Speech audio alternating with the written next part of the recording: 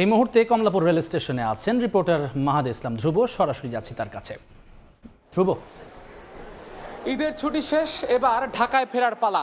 রোববার অর্থাৎ আজ থেকে ঈদের ছুটি শেষ করে কিন্তু সরকারি বেসরকারি প্রতিষ্ঠানগুলো কিন্তু চালু হয়ে গিয়েছে এবং তবুও আজকে আমরা দেখেছি যে সকাল থেকে কিন্তু কমলাপুর রেল স্টেশনে ব্যাপক ঘরমুখ মানুষের উপচে পড়া ভিড় লক্ষ্য করা গিয়েছে।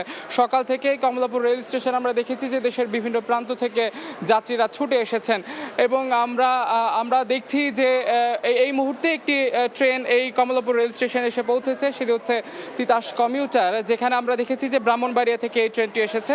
যদিও এবারের ঈদ যাত্রা নিয়ে কিন্তু এতদিন আমরা শুনেছি যে যাত্রীদের স্বস্তির কথা শুনেছি, তবে আজকে এই মুহূর্তে কিছুটা মিশ্র প্রতিক্রিয়া পেয়েছে।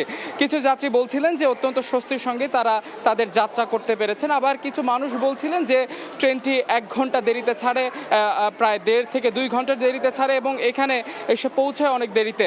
তো এই মিশ্র প্রতিক্রিয়া থাকলেও কিন্তু জনগণের এখানকার যাত্রীদের চোখে মুখে এক ধরনের উচ্ছ্বাস কাজ করছিল, কারণ পরিবার পরিজনের সঙ্গে ঈদের আনন্দ ভাগাভাগি শেষ করে আজকে তারা ঢাকায় পাড়ি জমিয়েছেন, যেখানে তাদের কর্মস্থল, যেখানে তাদের জীবিকার নগরী, সেই ঢাকায় আজকে তারা পৌঁছে তাদের আবার চোখে মুখে যেন তাদের চোখে মুখে এখনও ঈদের আনন্দ উচ্ছ্বাস কিন্তু রয়ে গেছে।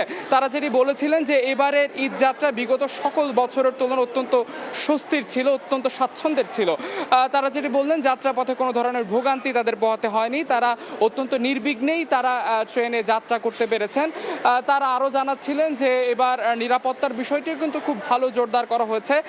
বিগত বছরের তুলনায় এবছরে ট্রেনের সার্বিক নিরাপত্তা যেটি ছিল তা কিন্তু আসলে প্রশংসনীয় বলে তাদের দাবি।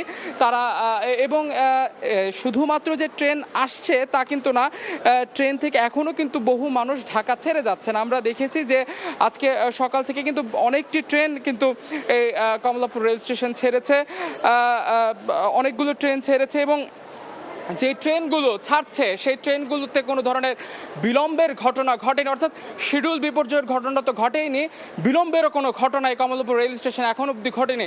সো এই ছিল কমলাপুর রেল স্টেশন থেকে আমার কাছে থাকা সবশেষ। কমলাপুর থেকে সবশেষ খবর জানাচ্ছিলেন সহকর্মী মাহাদি ইসলাম ধ্রুব।